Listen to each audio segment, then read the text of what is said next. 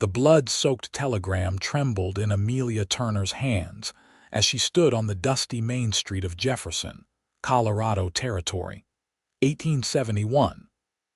Her father was dead, murdered, and the only clue to his killer's identity was a silver pocket watch with a broken face found clutched in his lifeless hand. The inscription read simply, "Justice comes for all men." Amelia swore then, with the hot summer wind whipping her chestnut hair across tear-stained cheeks, that she would find the man responsible, no matter how far she had to ride or how many doors she had to kick down. 2 weeks later, Amelia guided her exhausted mare through the outskirts of Copper Creek, a mining settlement nestled in the shadow of the Rocky Mountains. The journey from Pennsylvania had been grueling, but each mile brought her closer to answers about her father's mysterious death. At 22, Amelia had never imagined she'd traverse half the country alone, armed with only her father's revolver and a faded daguerreotype of him standing beside his mining claim.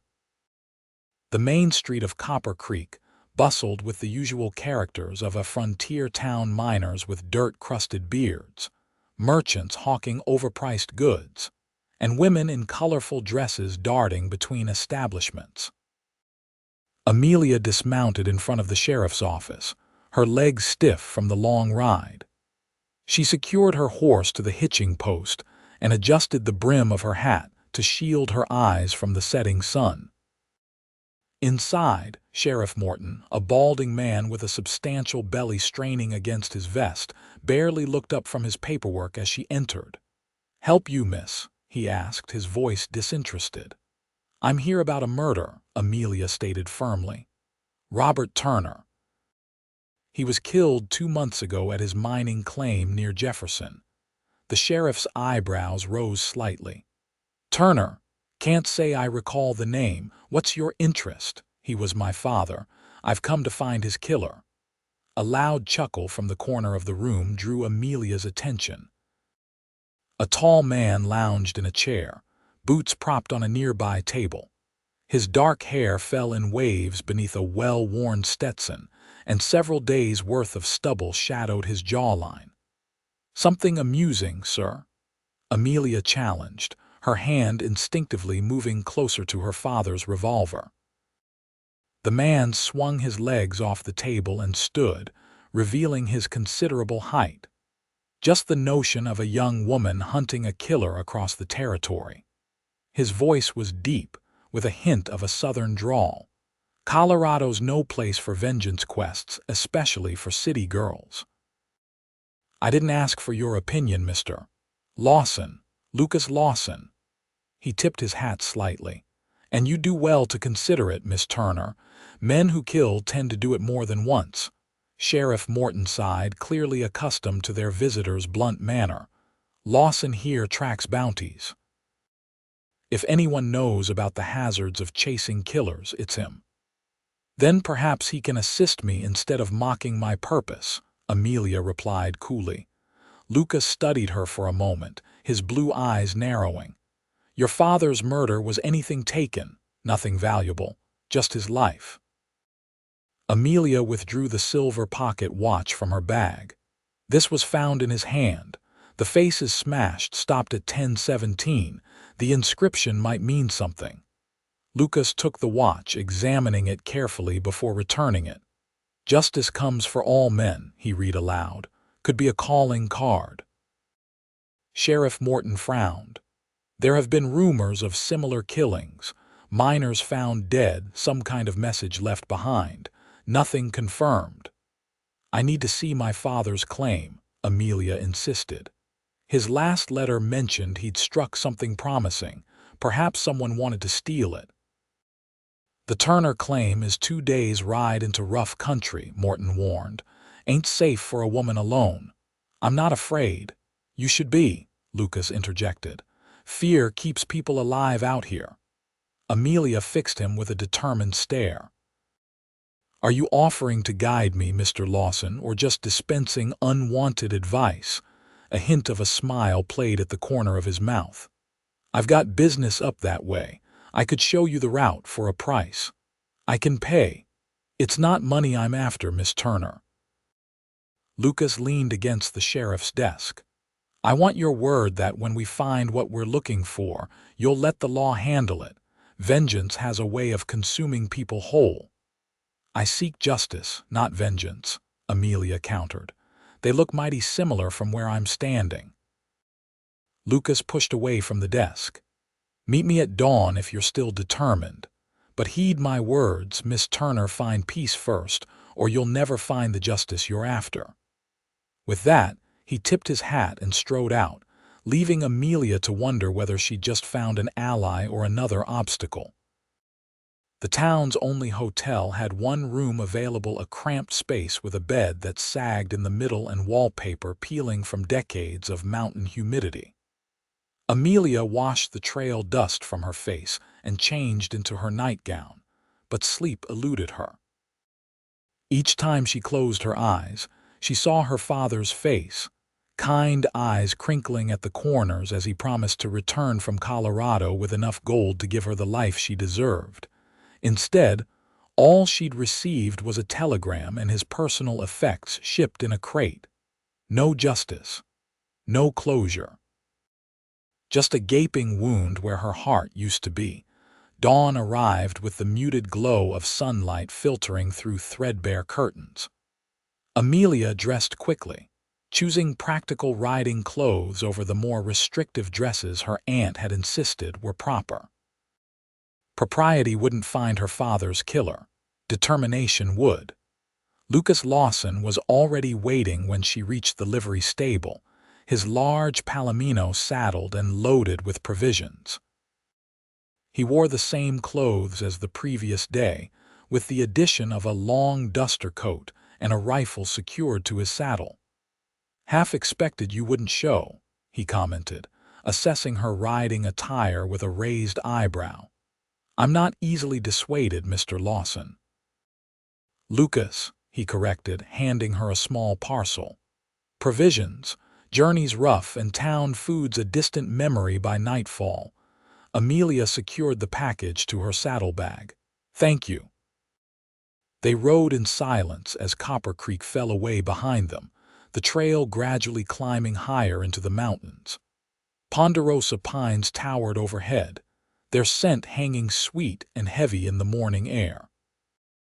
Lucas led with confidence, occasionally pointing out landmarks or warning of difficult terrain ahead. By midday, they'd climbed high enough to look back over the valley below, Copper Creek now just a cluster of miniature buildings nestled between hills. Amelia's mare struggled with some of the steeper inclines, and Lucas finally called for a rest near a small stream. As they watered the horses, Amelia caught him studying her. "What is it? You ride well for someone not raised in these parts," he observed. "But your hands aren't calloused enough for ranch work." "My father taught me to ride when I was young," she explained, removing her hat to cool her face. "Before he caught gold fever and left for Colorado, I was raised by my aunt in Philadelphia after my mother died." Lucas nodded, his expression softening slightly. "When did you last see him?" "3 years ago. He visited at Christmas, promised it would be the last winter we spent apart." Amelia swallowed hard against the sudden tightness in her throat. "His letters came regularly after that. Always full of hope about his claim, about the future we'd have." "Mining's a fool's game," Lucas said, though his tone held no judgment. "For every man who strikes it rich, 100 die broke and broken." "He wasn't a fool," Amelia snapped. "He was a good man trying to provide for his daughter." Lucas raised his hands in a placating gesture. "Didn't mean to imply otherwise, just stating facts about the trade." He paused, watching her carefully. "How'd you hear about his death?" "Sheriff from Jefferson sent a telegram. Said he was found by another miner, shot through the chest at his claim." "No witnesses, no suspects." Her voice hardened. "They didn't even try to find who did it. Said it was probably a claim jumper who'd be long gone." "And you think differently?" Amelia withdrew the pocket watch. This wasn't my father's. Someone left it with him like a signature. Lucas frowned, his expression darkening. I've heard of killers who leave tokens. Sick way of keeping count. So you believe me, that this wasn't just a random robbery? I believe there's more to the story, he conceded. Whether that leads to your father's killer remains to be seen. They continued riding as the afternoon stretched on, the trail growing narrower and more treacherous. Lucas seemed to know exactly where they were headed, navigating the winding paths with ease. When Amelia questioned how he knew the route so well, his answer was vague. I've tracked men through worse terrain. Bounties, Lucas nodded, his eyes scanning the ridge above them, among other things. What's the other business you mentioned having up this way? Amelia pressed. A muscle in his jaw tightened. Man went missing from Copper Creek last month. Amos Whitley left a wife and 3 young'uns behind. I promised I'd look into it. You're not just a bounty hunter, then? I'm whatever I need to be, he replied cryptically. Sometimes that means bringing men in for reward money. Sometimes it means finding answers for those left behind. The sun was dipping below the western peaks when Lucas finally called a halt for the night. They made camp in a small clearing sheltered by a massive boulder, the remnants of an old fire ring suggesting others had used the spot before.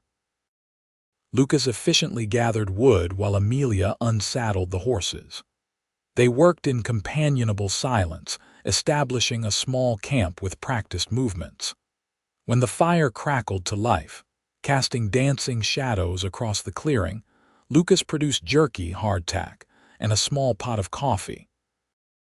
Not exactly fine dining, he apologized, handing her a tin cup of the strong brew. I didn't come for the cuisine. Amelia accepted the cup gratefully, warming her hands around it as the mountain chills settled in across the fire. Lucas's features were half illuminated, half hidden in shadow. He looked younger somehow, the hardness in his expression softened by the flickering light. Tell me about your father, he suggested. Might help us understand who'd want him dead. Amelia hesitated, surprised by the request. Most men she'd encountered since beginning her journey seemed uninterested in the dead man's story, only in discouraging her pursuit. He was a schoolteacher before gold fever struck, she began, the memories flowing easier than expected. Taught mathematics in Philadelphia. My mother died when I was 12, influenza. After that he seemed restless. When news of the gold strikes out west reached us, he saw an opportunity. To start fresh, to build something better, Amelia corrected. He wasn't running from his grief, he was trying to transform it into something meaningful. Lucas nodded, understanding in his eyes. Man wants to leave something behind for his child. Exactly. Amelia smiled sadly. He wrote about his claim like it was already a fortune, even when he was eating beans and sleeping under the stars. Always said the next strike would be the big one. Was he right? That last letter you mentioned, he'd found something. Amelia reached into her coat pocket and produced a folded, well-worn letter. See for yourself. Lucas carefully unfolded the paper, holding it close to the firelight.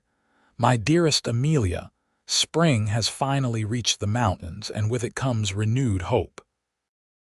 After months of backbreaking work, I've followed the vein to what I believe is a significant deposit.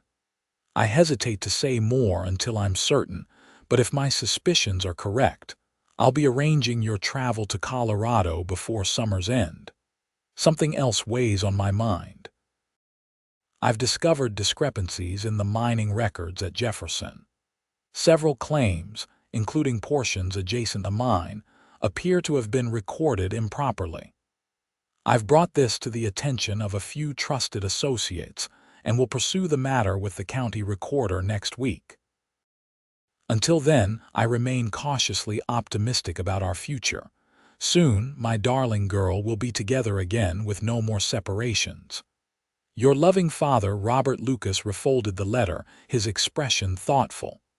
Mining records. Improper recordings. That's interesting. You think it's connected to his death?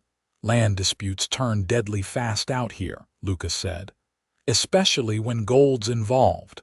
Amelia stared into the fire, processing this information. So someone killed him over a claim boundary, or over what he found on that claim. Lucas poked at the fire with a stick, sending sparks spiraling into the night sky. Or because he was asking questions somebody didn't want answered.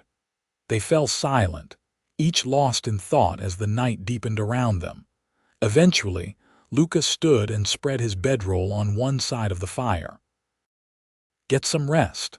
We've got another full day of riding tomorrow. Amelia arranged her own bedroll on the opposite side, using her saddle as a backrest as she gazed up at the stars carpeting the clear mountain sky. You believe in justice, Lucas? She asked quietly. He didn't answer immediately, and she thought perhaps he'd already fallen asleep. Finally, his voice came low across the dying embers. I believe in it, just not sure I believe in the systems men have built to deliver it. Then how do we find it? That's the question that keeps me in this line of work, he replied. Still searching for the answer myself. Morning arrived with a heavy mist clinging to the mountainside, obscuring the trail ahead. They broke camp quickly, Lucas clearly anxious to be moving before the day grew too warm. As they rode, the terrain became increasingly rugged, forcing them to dismount and lead their horses through particularly treacherous sections. Your father chose difficult country for his claim, Lucas observed as they navigated a narrow passage between two rock faces. He wrote that it was intentional, Amelia replied, carefully guiding her mare over loose stones. Said the harder the access, the less likely others would follow. Smart man. He was. Amelia paused, catching her breath. Did you know him? You seem familiar with these parts. Lucas hesitated before answering. Knew of him. Robert Turner had a reputation for being honest in a place where that quality's rare. Heard he helped some of the Ute families when the winter was harsh last year. That sounds like him, Amelia said softly. Always trying to help, even when he had little himself. They continued in silence until midday, when the trail suddenly widened, opening onto a small plateau overlooking a steep valley. Below, the remnants of a mining operation were visible: a rough cabin, a sluice box positioned near a creek, and the dark opening of a mine shaft cut into the mountainside. Is that? Amelia's voice caught. Lucas nodded. Your father's claim. The descent to the claim took nearly an hour, with the horses struggling for footing on the steep path. When they finally reached level ground, Amelia dismounted and stood before the cabin door, suddenly hesitant. Take your time, Lucas said gently. I'll check the perimeter. Amelia pushed open the weathered door, which creaked on rusty hinges. The cabin's interior was spare but neat: a small table with a single chair, a narrow cot against one wall, a stone fireplace, and shelves holding cooking implements and supplies. Everything was covered in a fine layer of dust, undisturbed since her father's death. On the table lay an open ledger, her father's neat handwriting recording dates, locations, and yields. Beside it stood a small tin box. When she opened it, she found a collection of gold nuggets, not a fortune, but evidence that her father's optimism hadn't been entirely unfounded.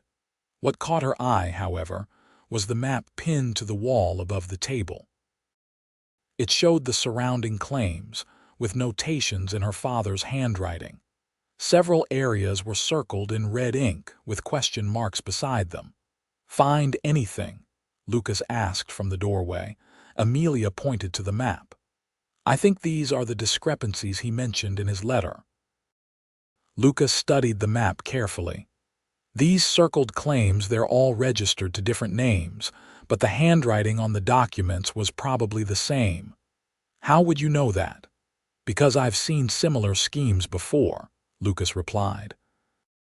One man using different names to acquire more land than legally allowed.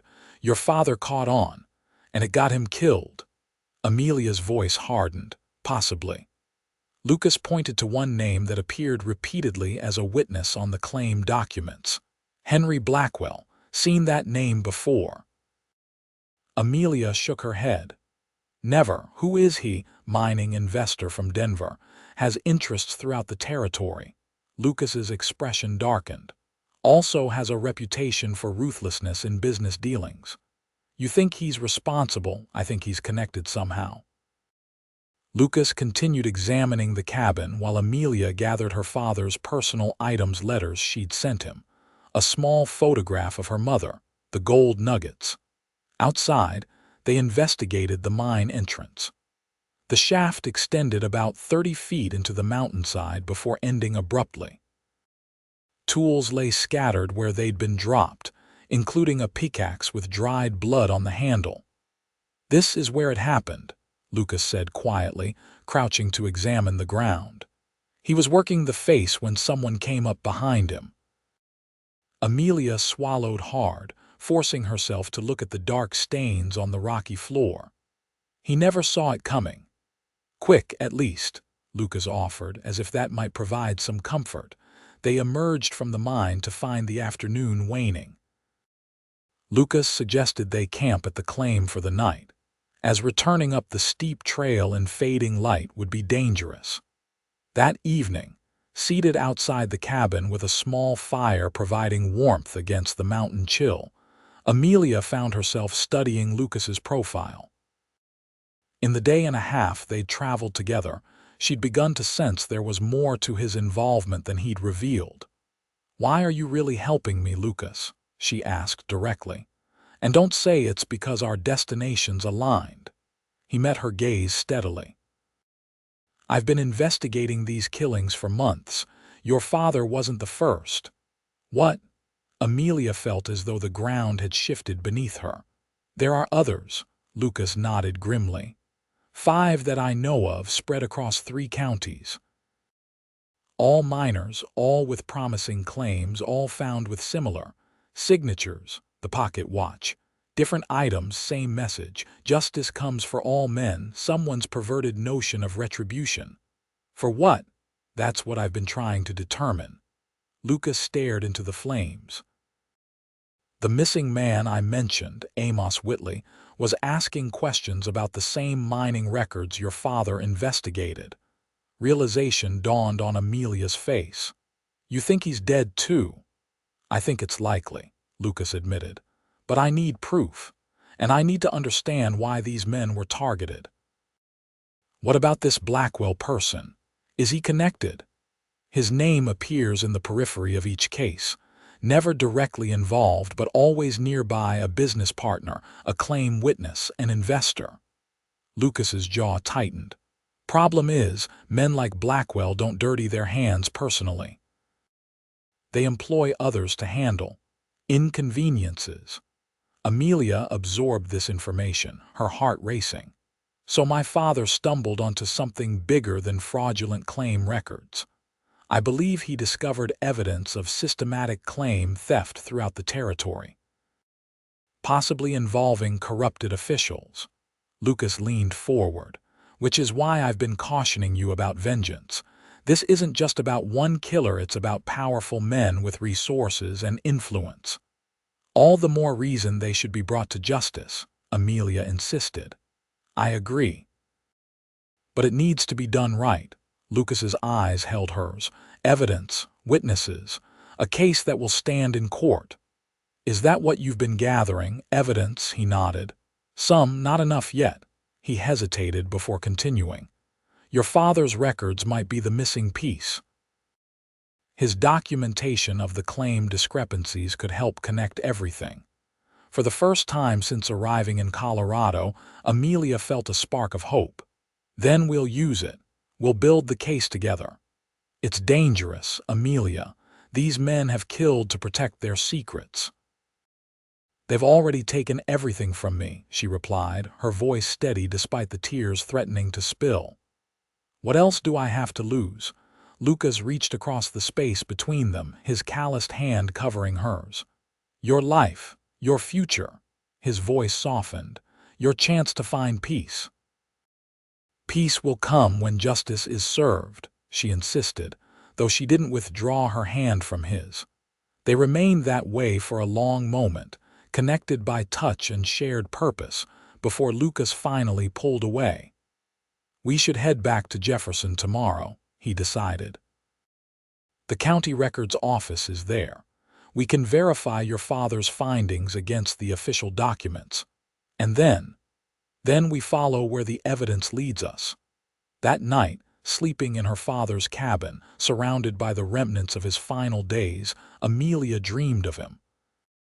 Not as she'd last seen him, determined and hopeful as he boarded the train west, but as he must have been in his final moments, realizing too late the danger that had followed him into the darkness. She woke with tears streaming down her face and a renewed determination burning in her chest.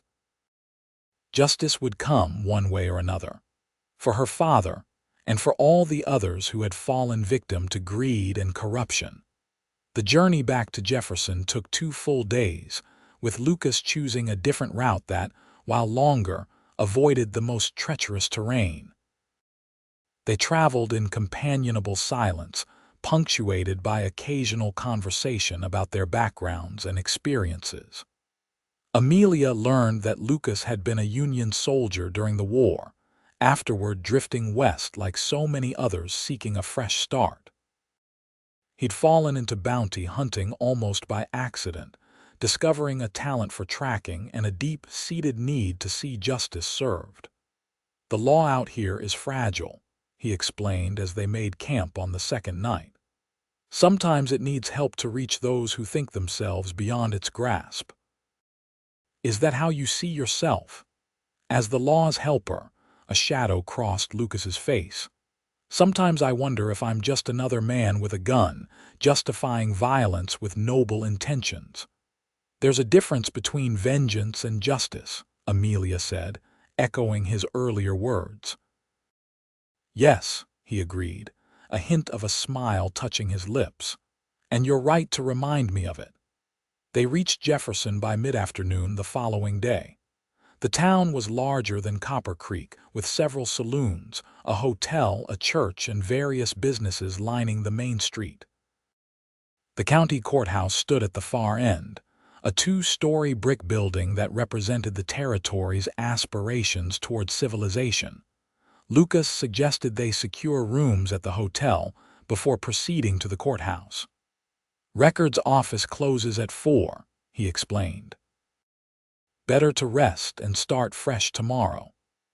Amelia reluctantly agreed, the exhaustion of their journey finally catching up with her.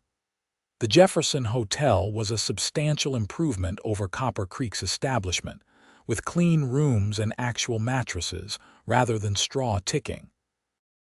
After washing away the trail dust and changing into her one remaining clean dress, Amelia met Lucas in the hotel dining room.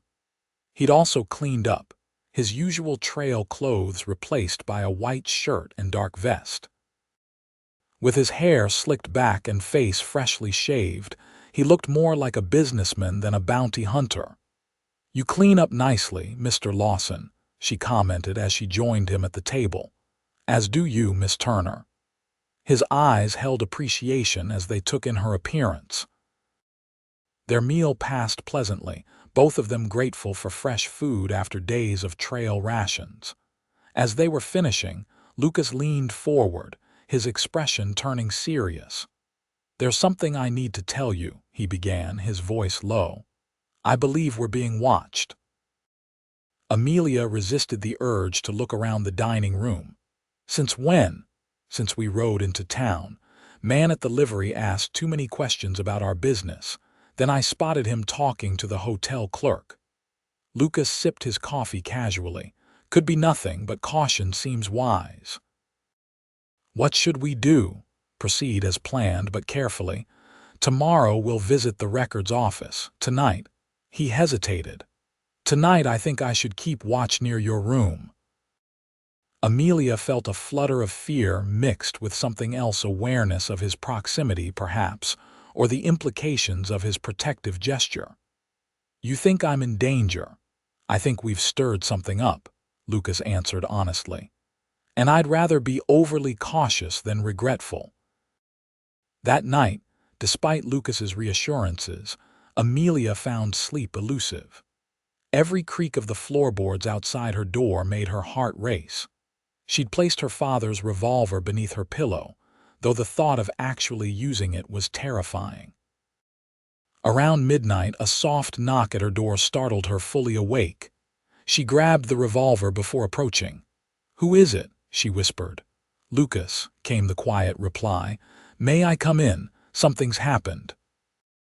She unlocked the door quickly, relief flooding through her at the sight of him unharmed. He slipped inside, closing the door behind him. "Someone just tried to break into your father's room at the boarding house," he informed her, keeping his voice low. Amelia's eyes widened. "How do you know?" "I spoke with the landlady yesterday. Your father kept a room here permanently, even when he was at his claim.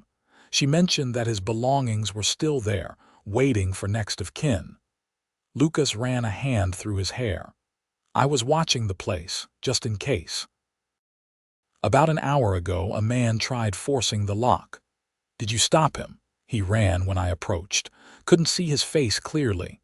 Lucas's expression was grave. "They know we're looking into your father's death, and they're worried about what he might have left behind." "Did the man get inside?" "No, but he'll try again. We need to get there first." Despite the late hour, they slipped out of the hotel and made their way through Jefferson's quiet streets to a modest boarding house 3 blocks away. The landlady, Mrs. Foster, was initially reluctant to disturb anyone at such an hour, but upon recognizing Amelia as Robert Turner's daughter, she relented. "Your poor father," she clucked sympathetically as she led them upstairs. "Such a kind man, always paid his rent on time, never caused trouble." She unlocked the door to a small room at the end of the hallway. "Everything's just as he left it. I couldn't bear to clear it out without knowing if family would come." The room was sparse but neat: a single bed, a dresser, a small writing desk, and a trunk at the foot of the bed. Mrs. Foster left them with the key and a warning not to disturb the other boarders. Lucas immediately began a systematic search while Amelia stood frozen in the doorway, overwhelmed by this additional connection to her father. His presence seemed to linger in the room, in the books stacked neatly on the desk, the carefully folded clothes in the dresser, the half-used candle beside the bed. "Amelia," Lucas called softly, drawing her from her thoughts. "Come look at this." He was kneeling beside the trunk, which he'd opened to reveal clothing, boots, and personal items.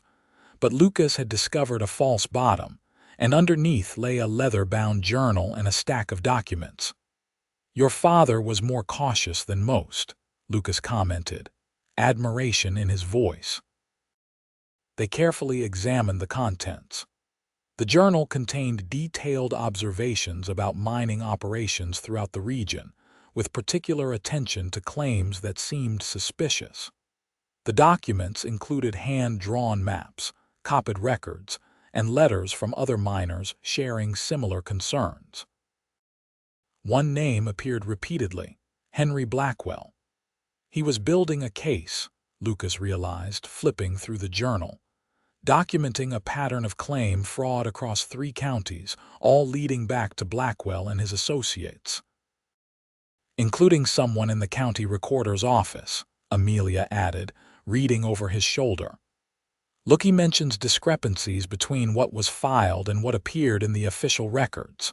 Lucas nodded grimly. "Corruption runs deep." Blackwell couldn't have manipulated the system without help from officials. A particular entry caught Amelia's attention. April 18, 1871, met with J.S. today. He confirms my suspicions about the Henderson and Wilcox claims. Both miners disappeared under mysterious circumstances before their claims were transferred to Blackwell's shell companies. J.S. fears the same pattern is repeating with the claims surrounding mine. He's agreed to meet again next week to share documentation. This was written just days before his death, Amelia whispered. Who is J.S.? James Sullivan, possibly, Lucas suggested. He was the county recorder until 3 months ago when he suddenly resigned. No one's seen him since. Another victim, or he ran, fearing he'd be next.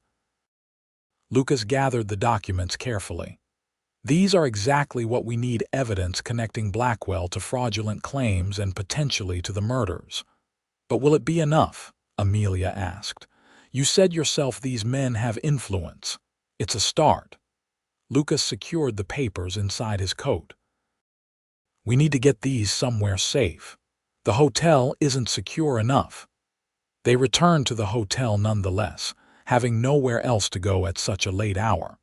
Lucas insisted on keeping the documents with him, and they agreed to meet at first light to plan their next steps. Sleep came no easier for Amelia after their discovery. Her father had been killed for uncovering a conspiracy that reached into the highest levels of the county government. How could she and Lucas possibly hope to bring such powerful men to justice? Morning brought no relief from her anxiety. She dressed quickly and went downstairs, surprised not to find Lucas waiting as agreed. After 30 minutes with no sign of him, concern turned to worry. She approached the hotel clerk. Excuse me, have you seen Mr. Lawson this morning? The clerk, a young man with a prominent Adam's apple, shook his head. No, miss, but there was some commotion before dawn. Sheriff's deputies came and took a guest away. Amelia's heart sank. Which guest? Don't rightly know, was still dark and I just started my shift. He hesitated, then added in a lower voice, but I heard them mention something about a murder suspect. Fear gripped Amelia as she hurried to the sheriff's office. The building was locked, with a notice indicating the sheriff would return at noon. Unwilling to wait, she made her way to the courthouse, hoping to find someone who could provide information. The courthouse was already bustling with activity despite the early hour. Amelia approached a clerk at the front desk, trying to keep her voice steady. I'm looking for information about a man who was arrested this morning, Lucas Lawson. The clerk's expression turned wary. The bounty hunter. He was brought in for questioning regarding the Turner murder. That's absurd. He's been helping me investigate my father's death. Your father. The clerk looked confused. Robert Turner was my father. Lucas Lawson has been assisting me in finding his killer.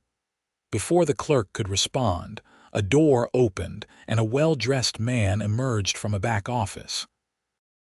He was in his 50s with silver hair and the confident bearing of someone accustomed to authority. I couldn't help overhearing, he said, approaching Amelia. You're Robert Turner's daughter? I am. Amelia Turner. He extended his hand. Judge William Hammond. I'm presiding over the investigation into your father's death. Please, come into my chambers. We have much to discuss. Hesitantly, Amelia followed him into a well-appointed office lined with law books and furnished with heavy wooden furniture. The judge gestured for her to sit before taking his place behind the desk. Miss Turner, I'm afraid you've been misled by Mr. Lawson. He's our primary suspect in your father's murder. Amelia stared at him in disbelief. That's impossible. Lucas has been helping me investigate. I understand this must be shocking, the judge said, his tone sympathetic. But evidence has come to light connecting Lawson to the scene. His gun matches the bullet removed from your father's body. That can't be right, Amelia insisted, her mind racing. Lucas was tracking a pattern of murders connected to fraudulent mining claims. My father uncovered evidence implicating Henry Blackwell. The judge held up a hand. interrupting her. "I'm familiar with these allegations. Your father approached me with similar claims shortly before his death." He sighed heavily. "Miss Turner, your father was a good man, but he became obsessed with conspiracy theories.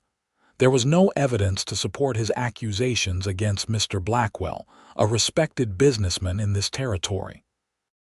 "There is evidence," Amelia countered, thinking of the documents they'd discovered. "My father kept detailed records, which Lawson has conveniently produced to divert suspicion," the judge finished for her. "We believe Lawson killed your father to take control of his claim, which preliminary surveys suggest contains a significant gold deposit." Amelia shook her head vehemently. "No, you're wrong about him." Judge Hammond's expression softened. "I understand your desire to believe in Mr. Lawson. He's a persuasive man. But facts are facts, Miss Turner. The sheriff found your father's journal and documents in Lawson's possession this morning, along with the murder weapon." A cold realization washed over Amelia. The documents they'd found last night, Lucas had kept them with him. Now they were being used against him. "May I see him?" she asked, struggling to keep her voice steady. "I'm afraid that's not possible at the moment. He's being held pending formal charges." The judge stood, indicating their meeting was concluded. "I suggest you return to Philadelphia, Miss Turner. Justice will be served here, I assure you." Outside the courthouse, Amelia fought against panic. Lucas was innocent, she was certain of it. But how could she prove it against such seemingly damning evidence? And who could she trust in a town where corruption reached into the highest offices? One name came to mind: Mrs. Foster, the boarding house owner who had known her father. If anyone might have insights or be willing to help, it would be her. Amelia found the older woman hanging laundry behind the boarding house. After ensuring they were alone, she explained the situation in hushed tones. Mrs. Foster listened gravely before glancing around and leading Amelia to a small garden shed. Inside, she moved aside a stack of burlap sacks to reveal a loose floorboard. "Your father trusted me," she explained, lifting the board. "When he feared his room might be searched, he asked me to keep some things safe." From the hiding place, she withdrew a small metal box. Inside lay another journal, newer than the one they'd found in the trunk, along with several letters and a small leather pouch containing a golden nugget unlike any Amelia had seen, flecked with what appeared to be silver. "He called it electrum," Mrs. Foster explained. "Said it was rare, valuable. Found it in his claim just weeks before he died." Amelia opened the journal with trembling hands. The final entry, dated just 2 days before his death, read, "I've confirmed my suspicions. The recorder's office has been systematically altering claim boundaries to benefit Blackwell's operations. J.S. provided copies of the original filings showing how my claim and others have been encroached upon. More disturbing are his revelations about Henderson and Wilcox. Both men discovered electrum deposits before their accidents. I fear I may have found something that powerful men will kill to control. Have hidden samples and original documents with trusted friends. If anything happens to me, Amelia will need these to understand." "He knew he was in danger," Amelia whispered, tears blurring her vision. "Yes, child. He spoke of it the last time he stayed here." Mrs. Foster patted her hand. "He mentioned a man he trusted to deliver evidence to the territorial governor if necessary, a former lawman turned bounty hunter." "Lucas Lawson," Amelia breathed. Mrs. Foster nodded. "That's the name. Your father said if anything happened to him, Lawson would help his daughter find the truth." Everything suddenly clicked into place. Lucas hadn't encountered Amelia by chance in Copper Creek. He'd been fulfilling a promise to her father, guiding her toward the truth while gathering evidence against Blackwell and his conspirators.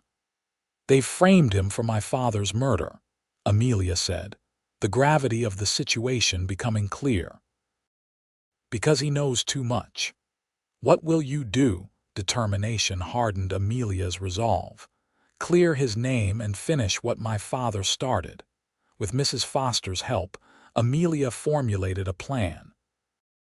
The boarding house owner had connections throughout Jefferson, including a nephew who worked as a deputy at the jail. Through him, they might be able to get a message to Lucas.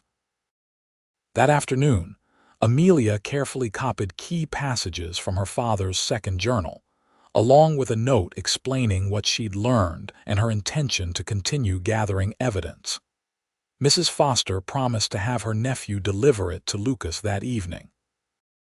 Meanwhile, Amelia needed to understand the significance of the electrum sample. Mrs. Foster directed her to Ezra Collins, an assayer who had been friends with her father. Collins's shop was tucked away on a side street, the windows dusty and the sign faded. The elderly man who greeted her wore a jeweler's loop around his neck and spectacles perched on his nose. "Robert Turner's daughter," he repeated when she introduced herself. "Yes, I remember you from his descriptions. He was very proud of you, spoke of you often." When Amelia showed him the electrum sample, Collins's eyes widened. He examined it carefully under his loupe before looking up at her with an expression of awe. "Where did you get this?" "My father found it on his claim." "What is it exactly?" Collins lowered his voice. "It's an incredibly rare natural alloy of gold and silver, this particular composition." He hesitated. "I've seen it only once before in samples from the Comstock lode in Nevada. That discovery made men wealthier than kings. And my father found this on his claim." "Apparently so." "And if there's more where this came from?" Collins let the implication hang in the air. "A deposit like this would be worth killing for." Amelia felt a chill run down her spine. "Who would know about this? Besides you, I mean. Anyone your father might have shown it to." "And of course, Henry Blackwell." "Blackwell? Why him specifically?" Collins's expression turned cautious. "Because he's been buying up every claim that shows even a hint of unusual mineral compositions. Rumor has it he's working with Eastern investors to control potential electrum deposits throughout the territory. And the county officials, the judge." The assayer glanced nervously toward the door before replying. "Judge Hammond owes his position to Blackwell's influence, as does Sheriff Mills. The previous sheriff asked too many questions about mining accidents last year. He was replaced." Amelia thanked Collins for his information and left, her mind racing. The conspiracy was even more extensive than she'd imagined. Lucas was imprisoned. Evidence against Blackwell was being suppressed, and she was alone against powerful, corrupt men. But not entirely alone. Mrs. Foster had promised help, and now she had concrete evidence of her father's discovery a motive for his murder that had nothing to do with Lucas Lawson. That evening, Amelia received word that Mrs. Foster's nephew had successfully delivered her message to Lucas. The reply came scribbled on a scrap of paper, evidence in courthouse basement records. File labeled Abandoned Claims 1869-1871. Be careful. Trust no one in authority.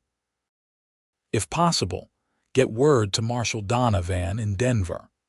The next morning, Amelia dressed in her plainest outfit and made her way to the courthouse. She had rehearsed her story carefully with Mrs. Foster. She was a clerk sent to organize the abandoned claim records for archiving. The ruse worked better than she'd hoped, with the harried court clerk barely glancing at her before directing her to the basement. The records room was dusty and dimly lit, with row upon row of shelves holding boxes and files. Amelia located the section on mining claims and began searching for the specific file Lucas had mentioned. She found it eventually a thick folder stuffed with documents relating to claims that had been abandoned or transferred following the deaths or disappearances of their original owners. As she leafed through the papers, a pattern emerged exactly as her father had documented. Claims showing unusual mineral compositions were systematically transferred to various companies, all of which could be traced back to Henry Blackwell. The transfers were witnessed by the same rotating group of names and approved by either Judge Hammond or Sheriff Mills in their official capacities.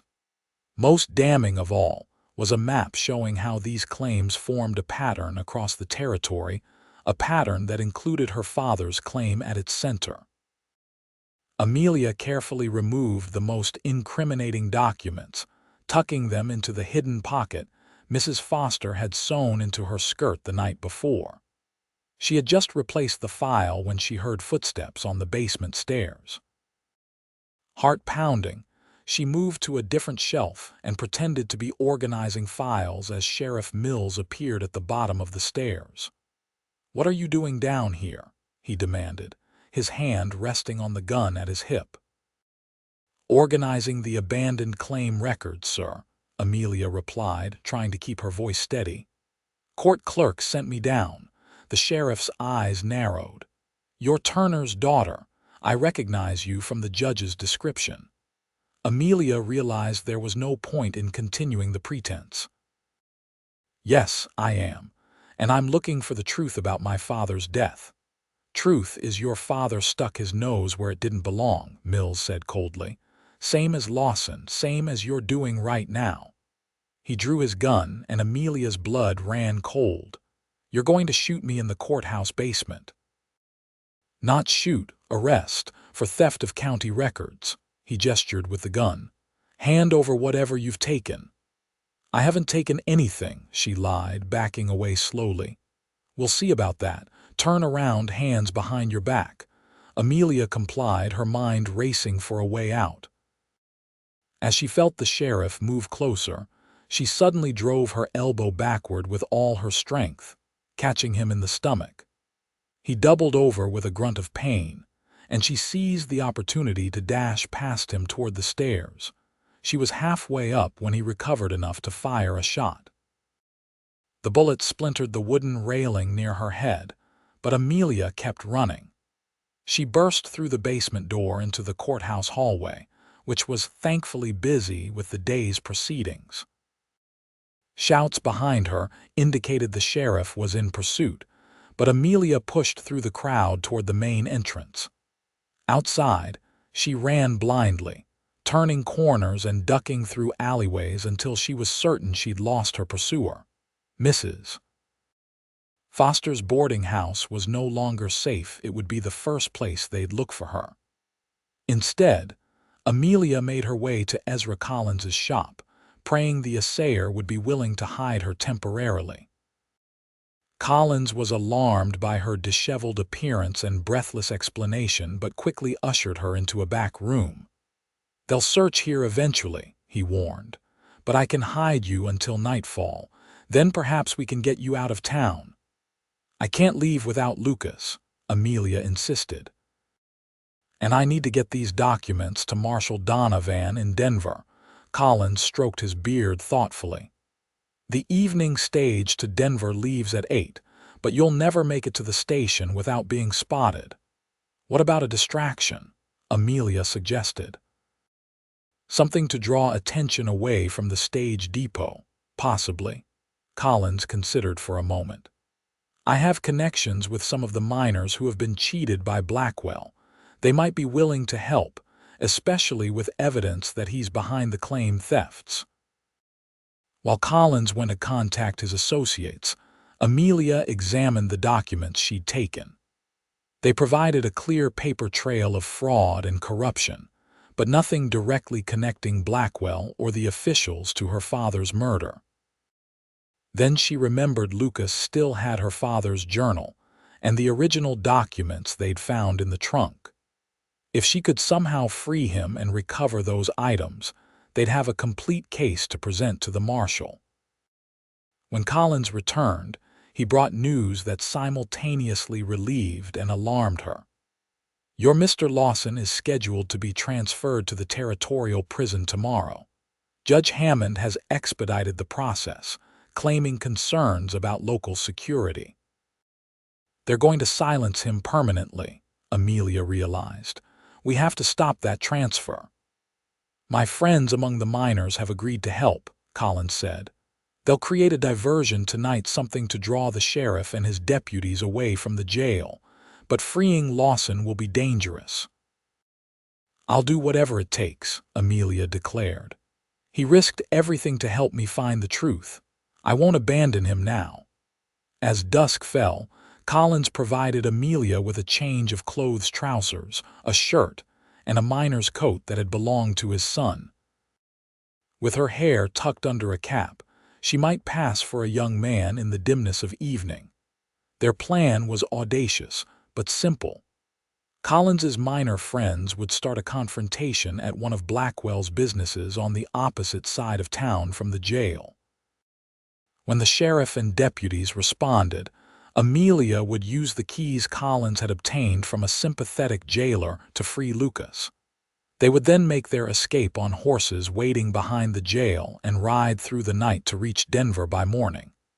"Be careful," Collins warned as darkness fell. "If anything goes wrong, head straight for the stage depot. The driver's been paid to take you to Denver regardless." Amelia hugged the old man gratefully. "Thank you for everything. My father would be proud to call you friend." "Your father was one of the good ones," Collins replied gruffly. "Now go get justice for him." The diversion worked perfectly. Around 9 o'clock, shouts and the sound of breaking glass erupted from the direction of Blackwell's assay office. Within minutes, the sheriff and most of his deputies were rushing toward the disturbance. Amelia slipped through the shadows to the back of the jail, where a single deputy remained on duty. The young man was clearly nervous, jumping at every distant shout from the commotion across town. Using the keys Collins had provided, Amelia unlocked the rear door and crept inside. The deputy had his back to her, peering out the front window at the glow of what appeared to be a fire in the distance. Amelia picked up a wooden chair and, steeling herself, swung it at the deputy's head.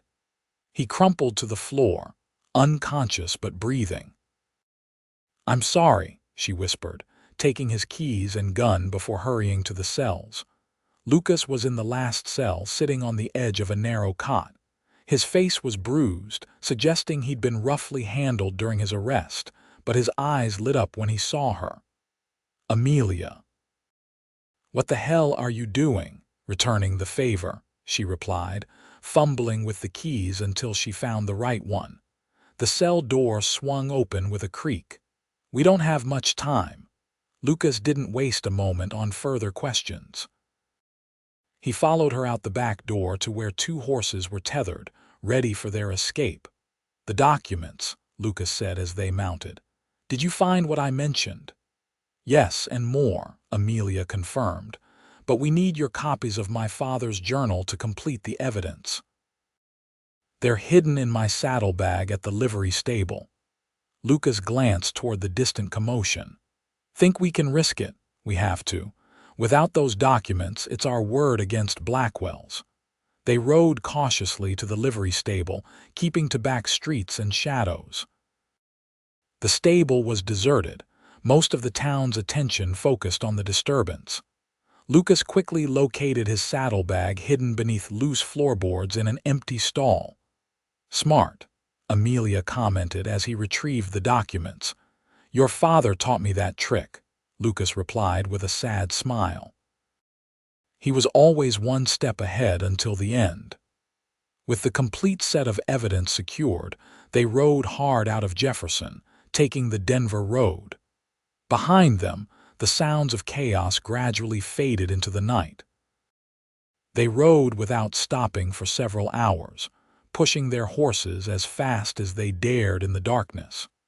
Only when they reached a creek, several miles outside of town, did Lucas suggest they rest briefly. As they watered the horses, Amelia finally asked the question that had been burning in her mind.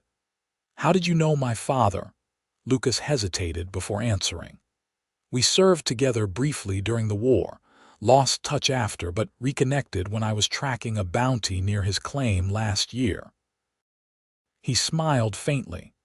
Robert was always helping someone, gave the fugitive food and directions to safer territory, not knowing I was on his trail. "That sounds like my father," Amelia said softly. "After that, we stayed in contact. When he began noticing irregularities in the mining records, he asked for my help." Lucas's expression darkened.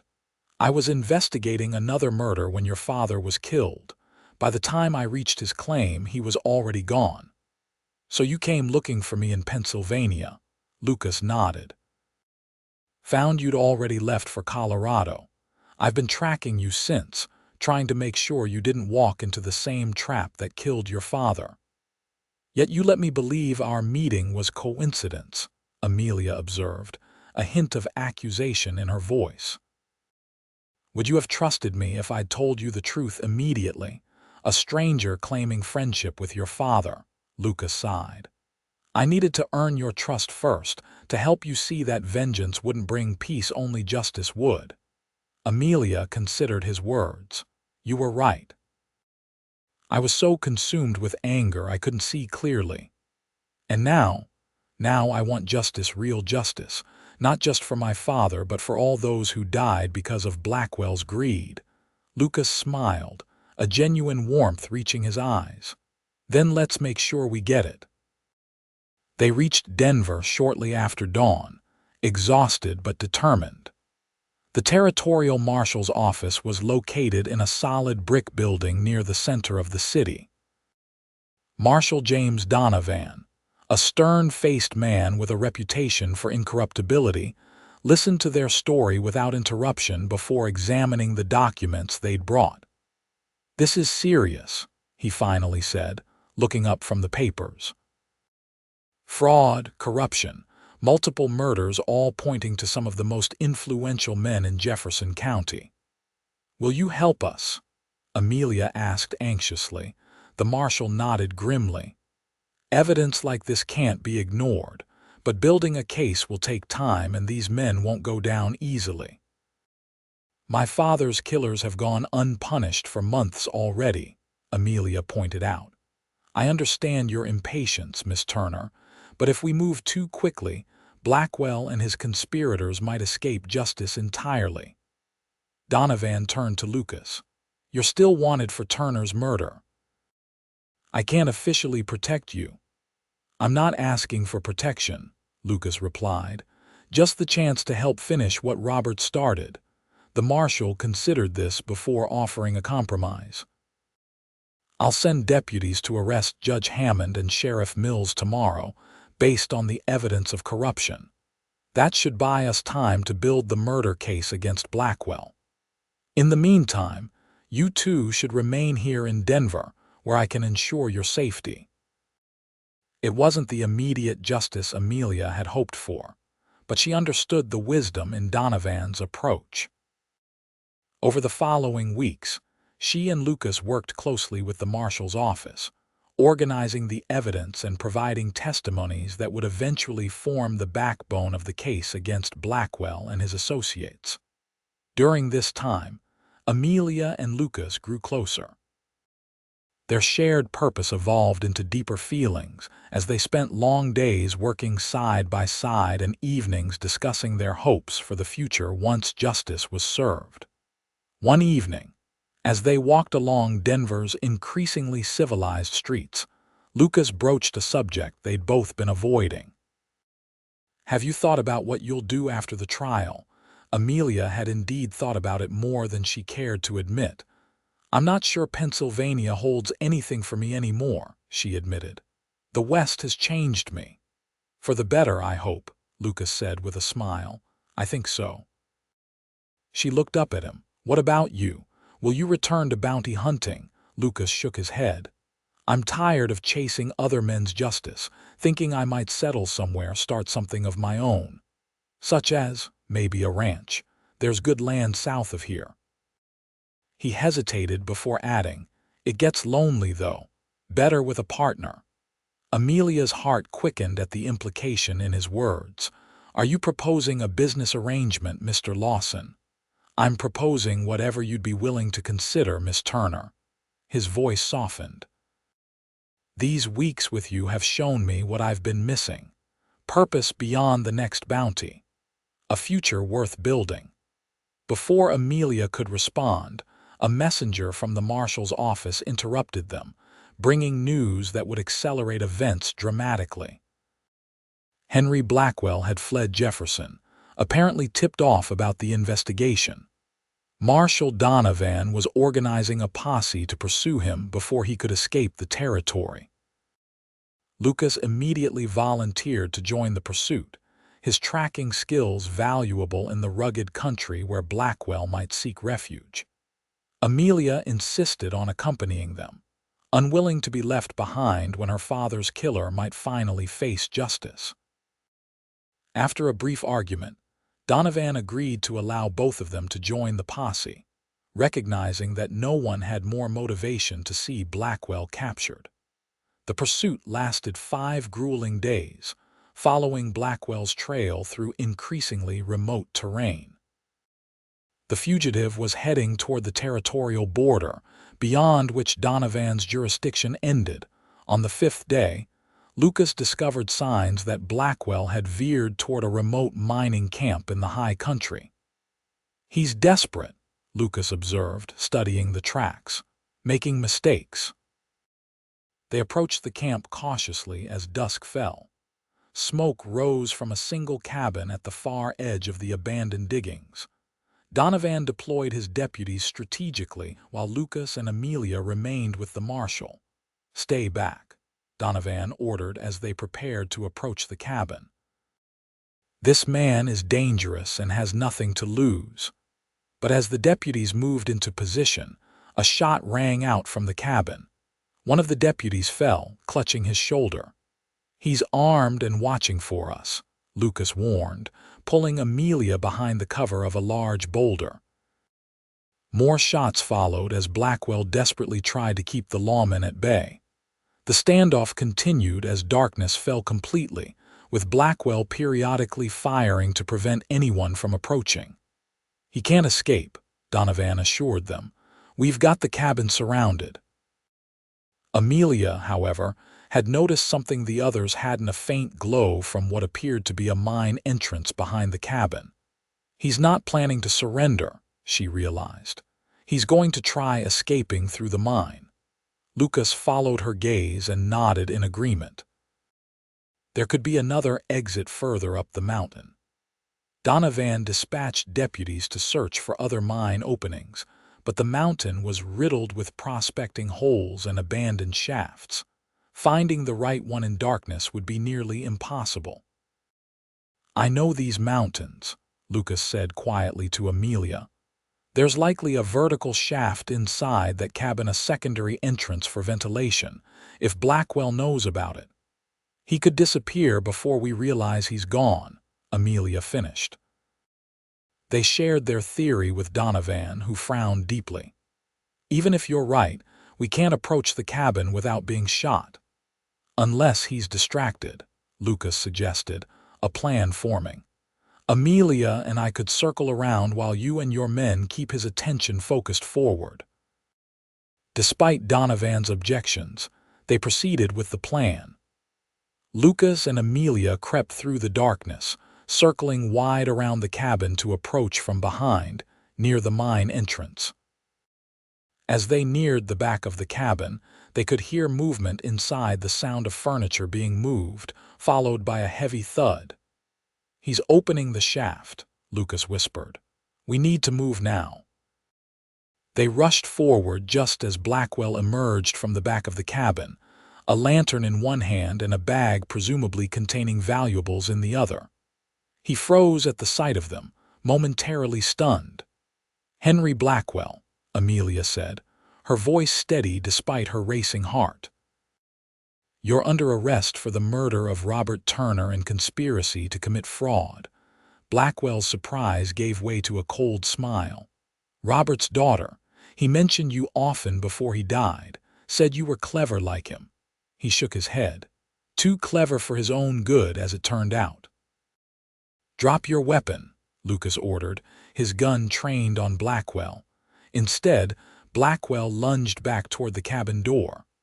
Lucas fired, the bullet grazing Blackwell's arm. The businessman stumbled but managed to slam the door shut behind him. He's going to barricade himself inside, Lucas warned, moving toward the door. Before they could reach it, however, more shots rang out from within the cabin, not aimed at them, but at something else. A moment later, a muffled explosion shook the ground, followed by the sound of timber cracking. Flames suddenly licked up the side of the cabin as Blackwell's lantern, apparently shot or thrown deliberately, ignited something flammable inside. Within seconds, the dry wooden structure was engulfed.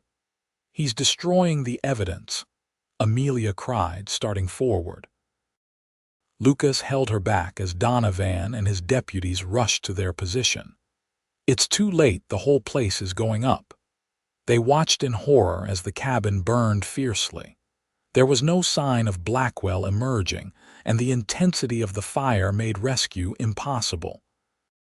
When the flames finally subsided to smoldering embers, Donovan's men searched carefully through the ruins. They found Blackwell's body near what appeared to be a vertical shaft, partially collapsed from the explosion and fire.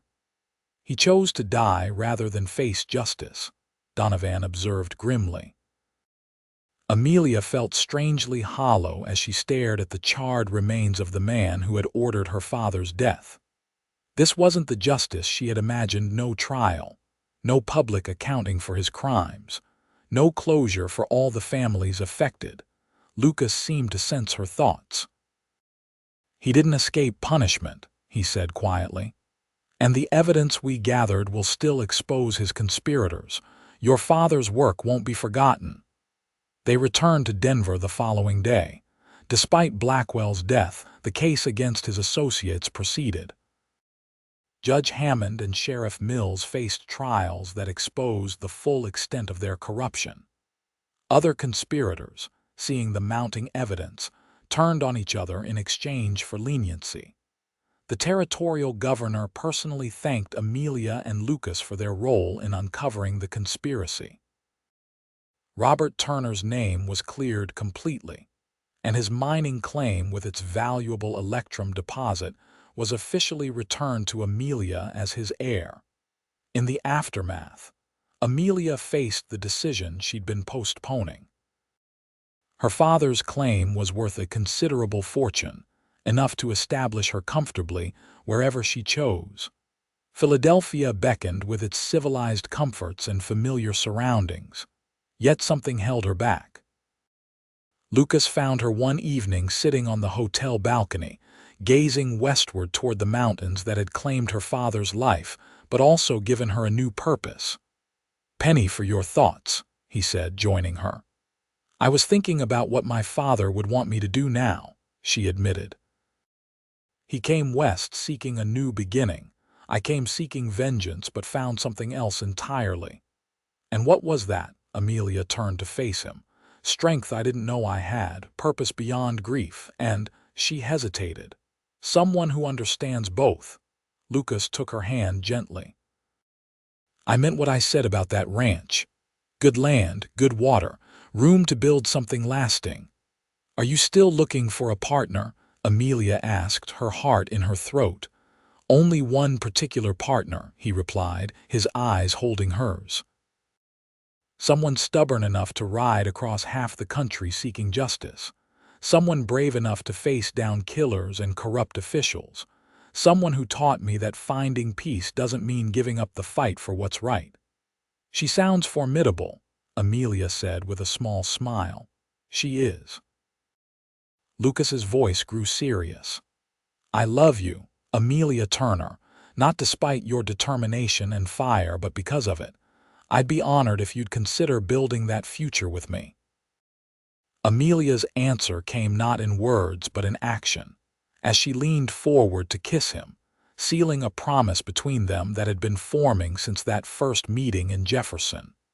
3 months later, they were married in a small ceremony in Denver, with Marshal Donovan serving as witness. The governor granted Lucas a full pardon for his escape from jail, acknowledging his instrumental role in exposing the corruption. With the proceeds from the sale of her father's claim, Amelia and Lucas purchased a sprawling ranch south of Denver.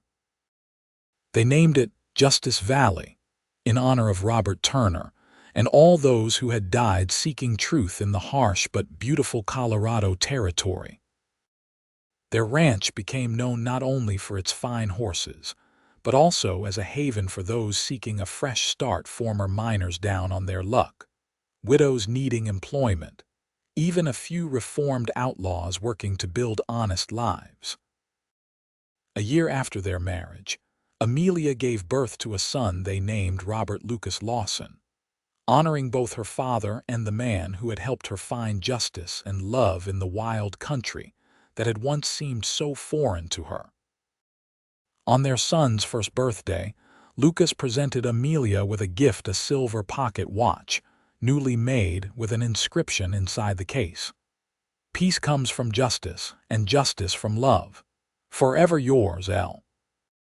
As they stood on the porch of their ranch house, watching the sunset paint the distant mountains in gold and crimson, Amelia reflected on the journey that had brought her west seeking vengeance, but had instead given her a family, a purpose, and the peace her heart had truly been seeking all along. "Do you ever regret it?" Lucas asked, sensing her reflective mood.